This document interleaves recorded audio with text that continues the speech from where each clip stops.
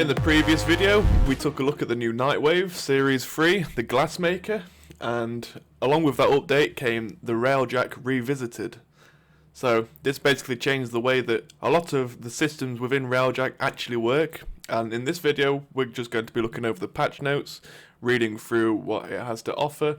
Supposedly this is part 1, as you can see now on the screen. So some things maybe are subject to change, but for now this is what we have. So let's take a quick look. So first of all, it says 10.0, we are continuing our Warframe revised update pattern, this time with a focus on Railjack. Earlier this year we released Warframe Revised, which touched on a lot of Warframe, but also included a big batch of bug fixes for Railjack. Now it's time to dive deeper into key areas, pacing, balance, and tools of the trade. Not included in this revisit, intrinsics, missions, and other areas. There are bigger undertakings for later parts, but expect more revisions to come. 2 malfunctions too. Okay, cool. So, yeah, okay. So that's the first part. In part 1, we are revising pacing, balance, and tools, because these 3 make up the foundation of all Railjack gameplay. What's the pace of Railjack missions? How hard are you hitting the enemies, and vice versa? What are your tools for the trade? This update provides new answers to all these questions in a new foundation to the Railjack you've known since launch. This key intention behind the Railjack Revisited update is to make Railjack better paced and more fun, while also being more rewarding for your time. Okay, so yes, the main focus within this is actually getting the pacing a bit better. Making it more enjoyable to actually play, and then within a later update they're actually going to start changing how the missions work and maybe adding new mission types too. I guess we'll see about that in the future. So first of all, we've got general changes. Doubled the Railjack's innate loot pickup vacuum range. We've also improved the way that vacuums pull items towards the player and the Railjack. The maximum amount of time it takes for the pickup to reach the player should be a little more consistent now, about 0.75 seconds in most cases. Okay, so this basically just means that when you're picking up resources whilst you're piloting the Railjack, or somebody's piloting the Railjack, you don't have to get as close to the resources anymore, because you used to have to pretty much go straight through them. So that's going to be a lot better. The Sentient Anomaly in the Veil Proxima now has no downtime. It rotates every 30 minutes to a different node with no downtime in between. Okay, this is quite interesting. This was a pain in the ass to farm before, so for people that need to do that, it's pretty good. Changing the pacing and the general feel of all Railjack piloting and movement to be less reliant on the optimal strategy of single strafe boost then repeated. Okay. Doubled the Railjack's base speed, lowered the boost speed by 75%, increased the boost speed cost of dodge, increased boost drain. Yeah, so in the background, you've been seeing some a Railjack mission that I actually recorded myself, so this was a solo run. Before, I was very happy with how the Railjack moved. Once you've actually got some decent mods and engines on there, you can actually move pretty fast. Yeah, so I tested the doubled Railjack's base speed. That feels quite nice, but the lowered boost speed and the increased drain, for me, felt a bit too much in my opinion. I actually like the feeling of the boost, because you can move slower when you're at your base speed, and then when you really want to go for it, you can hit your boost and just fly straight through the map, and you can actually pretty much like zoom straight through like 5,000 meters if you pretty much drain all your boost. So I'm not too sure how I feel about this one, but made scale a factor in damage reduction and bonuses. This means Archwings and their weapons will do more damage for ships, whilst also taking less damage from them. Okay, so Archwing should actually be somewhat usable now, which is quite nice. Fixed inconsistencies with the sensitivities of the emplacement position. Side turrets will now match the pilot's turret. Doubled Revelite crafting yield from 50 to 100. Triple values of titanium asterite resource drops. Yes, I destroyed a few titanium deposits, like in literally just one little chunk, and I got 4,000 in one pickup, which is an insane amount. Definitely very helpful, so it's really worth going for resources now. Grineer on foot enemies now drop Archwing mods, and captains drop operation and dual stat Archwing mods. Huh, okay. Awesome. So this is a different way of actually getting the dual stat Arcwing mods. Otherwise, before it was from the Exploiter Orb missions, which, yeah, and the drop operation mods. I'm not too sure what that is. I'll have to take a look. Okay, so I've had a quick look on the Warframe wiki, and I have absolutely no idea what that means. So operation and Arcwing mods, I have no idea. Well, I'll have to try and find that out myself. Okay, so next we got added an Omni tool binding, to customize. Go into your options, controls, customizing, ability menu. Okay, so before you had to actually go into your gear wheel and equip your Omni, but now actually from testing the gameplay, if you hold RB and press right on the D-pad, you will bring out your Omni. So normally if you hold RB and press left on the D-pad, you will bring your tactical menu, but now if you press right, you'll bring out the Omni, which is very useful. Makes teleporting back to the Railjack just a little bit quicker too. The Omni tool will only be equipped using this shortcut option if it is in the gear wheel. Okay. The Omni tool will now slot into the first available slot in the gear wheel when given to players instead of being appended to the end. Okay, I don't know why they did that, but removed unnecessary ability to use the Omni tool outside the Railjack missions. Okay. When transitioning between Railjack missions, your Warframe operator health shields will be restored as well as any Vazarin instant revives. Okay, that's very useful, yes. So next we got Railjack sessions now lock after 5 minutes or if 50% of the fighters have died, similar to normal sessions. Yeah, so this means that basically you can't invite somebody and people can't join after 5 minutes. Railjack missions now reward more credits at the end of mission to tie some of the main currencies in the reward structure more heavily. Earth proximate missions reward 30,000 to 45,000 credits depending on the node. Saturn Proxima mission reward 50,000 to 75,000 credits depending on the node. Veil Proxima missions reward 80,000 to 150,000 credits depending on the node. Okay, that's pretty good to be honest. Remove the whirly spin move of one of the sentient fighters. He was having just a little bit too much fun. Interesting. And the other sentients were just not having any of his funny business. Okay. Updated the look of Tactis Grineer fighter ships. Made slight visual updates to the search bar in the avionics screen. Yeah, this is a welcome change. So ship combat changes. So what we got here. Changed all health, shield and armor to use the new 10.0 versions introduced in the Warframe Revised. Halve the health and armor of all Grineer fighters. This is a massive change, honestly. I could certainly feel this when I'm playing. Just means that they've really just completely nerfed the Grineer fighters by far. The kill time does feel quite satisfying, but it was already kind of satisfying before. Yeah, to be fair, I think this is a really good change because for a lot of people it did take way too long to kill unless you had a perfect Railjack build. Randomise the amount of fighters required to be killed during the extermination portion of the skirmish mission, so it's not always the same. Decrease the amount of time between landing the killing shot to the enemy explosion on fighters from 0.1 second down from 1 to 3 seconds. This effect will be not only a quicker pace but also a quicker time to spawn any drops. So this means that normally when you kill a fighter, it does like a swirly and then it explodes a few seconds after you actually kill it, but now it will die much faster. This is very useful. Railjack weapon heat build-up changes. So the APOC, Sigma, Levan and Vidar heat build-up reduced from 20 to 12, Zetki from 40 to 20. This was actually very nice when I was playing. You just don't have to worry about that heat build-up as much anymore. It's very useful, in fact. Carcinox, Sigma, Levan, Vidar heat build-up reduced from 10 to 8, Zetki from 20 to 12.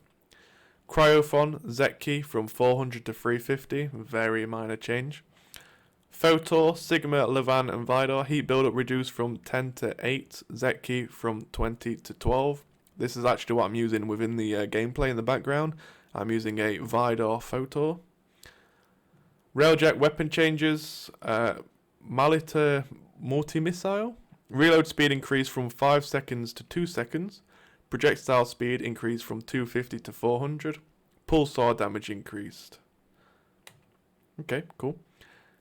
Sigma, Levan, Vidar, Mark 0. Okay, you can read that there. I'm not going to call out every single number. if you want to take a quick look. You can pause it. On foot combat changes. Reduce the health of all on foot Grineer Railjack enemies by half. They were way too tanky before. If I'm correct, they actually had like 4 times more armor than the normal Star Chart enemies, which is a little bit crazy, in my opinion. Removed scale damage controllers from all on foot Grineer Railjack enemies. Okay, that means something to somebody. Pacing changes. Added caps for the amount of simultaneous Railjack hazards. Fire, electric, and breaches. Your Railjack can only have one of each hazard active at a time. So this means you're only going to have 1 fire, 1 electric, or 1 breach at a time. This is definitely much better, and you're not panicking all the time, repairing like 20 different hazards. So it's a very welcome change in my opinion. Made each Railjack hazard type even more harmful to the Railjack based on the public test results. So now you really do want to go and repair the fire, electric, or breach. Because it's going to do a lot more damage, even though there's only 1. Reduce Railjack speed and damage when Railjack is in catastrophic failure mode. Yes, I actually had this. You are much slower when you actually had a catastrophic failure, so you want to jump on that even quicker now. Increase the amount of Omni Revelite required to remove hazard events, but increase the XP gained. Cool. Increase the number of fighters in all alert stages. Enemies now spawn much closer to the Railjack versus 1,000 kilometers away. Just, again, that basically just makes the pace even better. Destroying all engines on a cruise ship now disables weapons. Okay, so the Railjack can actually do something against them now. Destroying all engines on a cruise ship kills half of the crew on board. Okay, so maybe you really want to go and do that. That sounds very valuable. So the cruise ships now just really can't damage the Railjack, which... it's going to be very useful if you destroy the engines, and it's going to help the people actually boarding the Railjack if people do actually board it, which they don't always. Arcwing changes and fixes. Long-standing issues with the usability of Arcwing melee has been fixed. Made numerous changes here based on public test results, including further melee weapon rebalancing. Increase base melee magnetism range from 100 to 140 meters. So this basically means that you've got a much longer lunge with the melee. Decreased chance of enemy fighters performing a maneuver to break away from melee attacks from 100% to 10%. Okay, that's a massive change. Increased camera offset from enemy fighters from 25 to 30 meters to help show action. Okay. Arcwing melee range mods now affect aim assist lock-on range. Okay, so Arcwing gun stats normalize. Space combat now uses ground heavy weapon stats. So I believe this means that you would just be doing normal damage with your Arcwing weapon. Because before it was reduced by like 95%, which is insane. UI lead indicator has been added to relevant Arcwing guns. So it changes depending on which gun you are using. Interesting. Systematic changes. The Kuvelich Valence Transfusion has been added for built armaments components, introducing Railjack Valence Fusion. Players can now fuse duplicate built or unbuilt stats to their favorite built parts, boosting them. Based on public test cluster feedback, this is no longer requires built armaments and components to Valence fuse. Wreckages can be used with a resource cost, max 40%. Built ornaments and components can also be used and consumed with a direct cost. Yes, so you should be able to see some gameplay in the background now, which I will speed up. I actually tried the Valence Fusion and it's very nice. It just basically means that you can try and get the max damage as possible on the weapons, but also in terms of the items that have like an extra bonus to them, like shields and the engines, where you get an extra bonus of like extra damage when certain actions happen or whatever. You can actually choose if you've got 2 different items with 2 different ones, you can actually choose whichever one you want. You can either choose option 1 or 2, so that's very nice. Requires direct to perform if Valence Fusion occurs for built ornaments and components. Requires resources and credits if Valence Fusion occurs for wreckage and ornaments and components. Okay. Combining matching tiers gives 10% boost in stats. Combining lower tiers gives 5% boost in stats. 2 tiers removed Mark 3 with Mark 1 is 2% boost. You can only valence fuse the same house and type of ornaments and components across all marks, much like Ku-Village weapons. All Sigma equipment, your starting equipment or purchased from the dojo, cannot be upgraded in this way. Okay.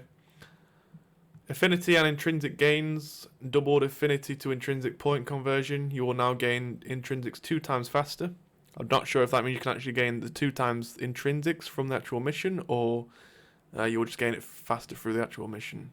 Because I believe there is a cap on the missions, but I'm not sure. Increase the earned affinity on killing elite fighters and outriders. Then we've got avionic changes, which I know for a fact are fairly big. When it comes to avionics changes, there's an overarching goal: simplify avionic management. Yes, please. Each integrated avionic type now only exists with a single manufacturer rather than the 3 manufacturer flavors. What this means is that there won't be 3 times variants on the same avionic. Consolidated avionics have had their avionic capacity drain altered so that on average the integrated avionics now consume 20% less.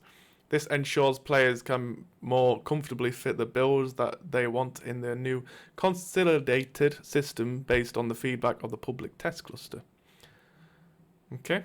The retired integrated avionics will be removed from players' inventory via a script on login. The remaining integrated avionic for each type will take on the values of the previously highest valued avionic of its type. All direct used to upgrade integrated avionics will be refunded. This applies to both retired and remaining avionics. All remaining integrated avionics will have their upgrades drained. Added incomplete tab category to the avionics screen in the configure Railjack panel, mod segment screen and the codex.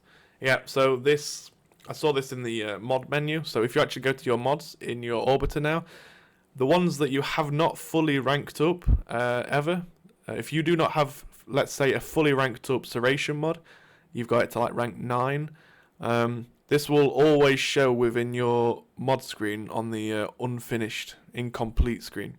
So then you know, once you got that to rank 10, you will never see Serration within that screen. Just so you can, or for all the perfectionists out there, like myself, I can now go through and that's something to complete, because that's going to drive my OCD up the wall if it's not complete. Avionics mods and arcanes that are not owned are marked as preview in this category, and those that you own but have not ranked to max are also in this category. You can now chat link avionics. Battle avionic refresh. Countermeasures. Initial use of 5 flux energy, double cost if used again with 4 seconds up to a cap of 40 energy. Blackout pulse. Display range stat on all marked targets whilst projectiles in flight. Increase radius from 100 to 200. Increase damage from 250 to 500. So this basically means when you launch the blackout pulse, normally it actually shows you how far away the projectile is that you launch. But it never actually showed how far away the enemies are. So now you can basically, when, let's say an enemy is 500 meters away, when your projectile gets to that 500 meters, that's when you can actually basically explode it. Yeah, activate it again, whatever. Particle ram requires forward velocity to be active. Increased speed of projectile when it's launched. Increased length of projectile so targets stay within the damage field as long as they did before with slower projectile. Ah, okay. Yeah, I get what that means. 50% more damage during a vector maneuver. Okay, interesting. So if you're using your vector maneuver, you'll do more damage.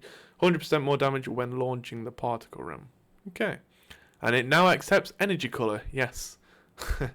You will actually be able to see this. I'm actually using the particle ram in this, so the kind of red purple energy in the on the front of my Railjack, that is the new particle ram. It looks very nice. Shatterburst. Display range stat on all marked targets while projectile is in flight. Range increase from 120 to 200. Damage increase from 500 to 1000. Radius increase from 60 to 80. Fall off decrease from 100% to 50%. Void Hole. Decreased duration from 25 to 12 seconds. Increased attraction strength. Okay, so they've more than halved it, but apparently the enemies will get drawn in even more. I'm using Void Hole in the clip in the background, but I didn't actually use it once, so I still have to test this. Fiery Phoenix, decreased energy drain from 5 to 2.5 per second. Okay, that's very useful. Seeker Volley, increased damage from 1000 to 1600. Increased critical chance from 20 to 40%. Increased speed from 120 to 260. Pretty cool.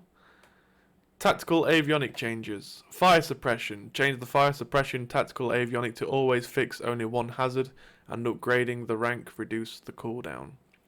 Previously, the only reason you would have this upgrade avionic was to handle more hazards at once, but now your Railjack can only have one hazard at a time. Reducing the cooldown instead gives you a reason to rank it up. New avionics. Find these new avionics from Earth, Saturn, or Vale Proxima. Grenier fighters to enhance your Railjack. These values are with max rank avionic and max grid rank. Okay, so what we got? We have Deep Hold, Lavan. Increases forge capacity by 60%. Okay, cool. Cruising speed. Increase speed by 80% when no enemies within 3,000 meters. Okay, not bad. Quick Lock. Decreases ordnance lock time by 75%. Artillery Cheap Shot. Forward artillery has a 50% chance to not consume dome charges. Pretty cool. I wonder if that changes on an upgrade. Ordnance Cheap Shot. Ordnance weapons have a 50% chance to not consume munitions. Okay, I kind of like the sound of that one. Just spam rockets everywhere.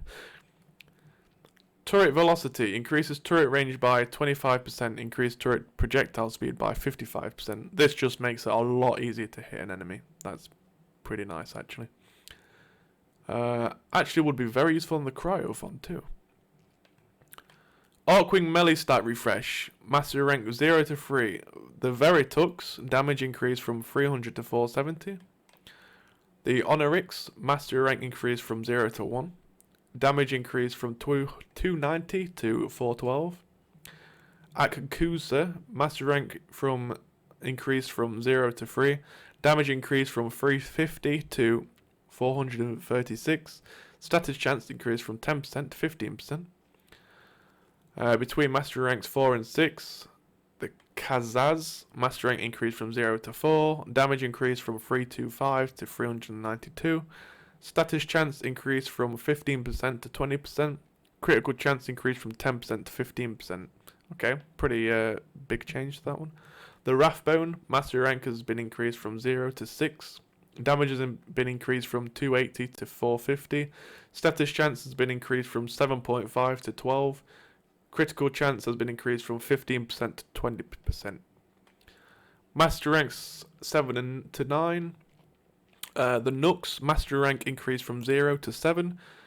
Damage increased from 325 to 445. Critical chance increased from 10% to 13%. The Centaur or Kentor car, I don't know. Master rank increased from 0 to 8. And the damage has been increased from 280 to 376.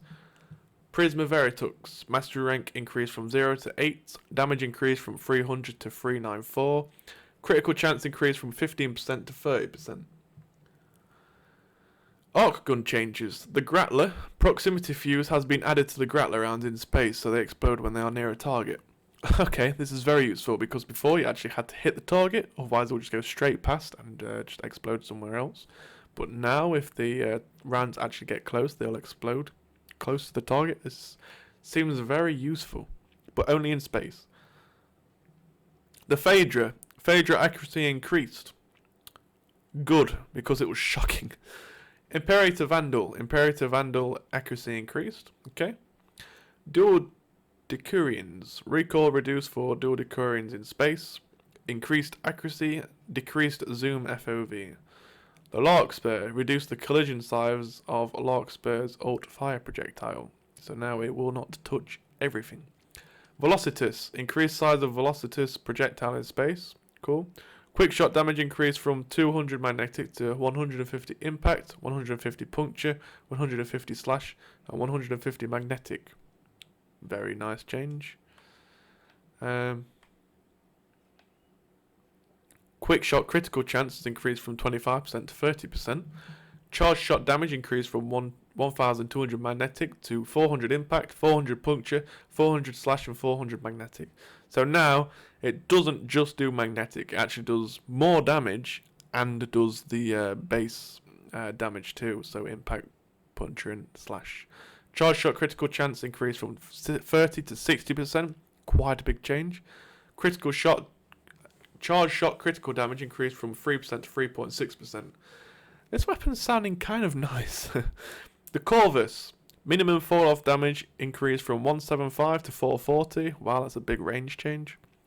Charge shot critical damage increased from 2.6 to 3%. 3 times, sorry. Kuva Ayanga. Ammo regen delay decreased from 1 second to 0.7 seconds. Ammo regen rate decreased from 10 to 66. Increase, sorry. Fall off min damage increased from 120 to 136. Cool. And then we have a bunch of fixes here. I'm not going to go over that. Yeah. So, if you want to look at the fixes, I can leave a link to the actual dev build, I think it is. I'm not too sure what you call it. So, or I can scroll through them quickly, but you can see these on the start page when you first log into Warframe. Other than that, it's I believe everything else is just what else there is in the update. So yep, that's all the Railjack stuff. Hopefully this is better than you actually reading through it yourself.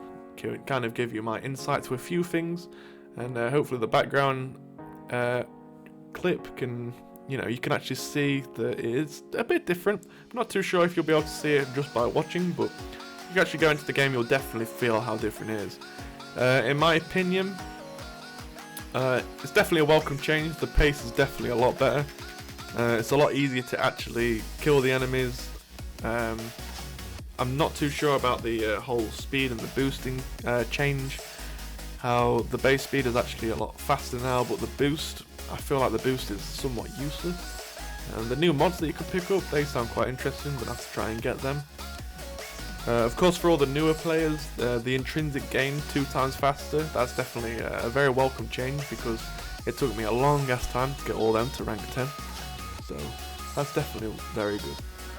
But yeah, overall I actually really like this. I think they've definitely took a step in the right direction for the Railjack. I think a lot more people are going to play it and actually enjoy it now, because before it was much harder, especially for the newer players or the lower mastery rank players, because the Grineer were just way too tanky. If you didn't have a decent gun against the Grineer, you was pretty much stuffed.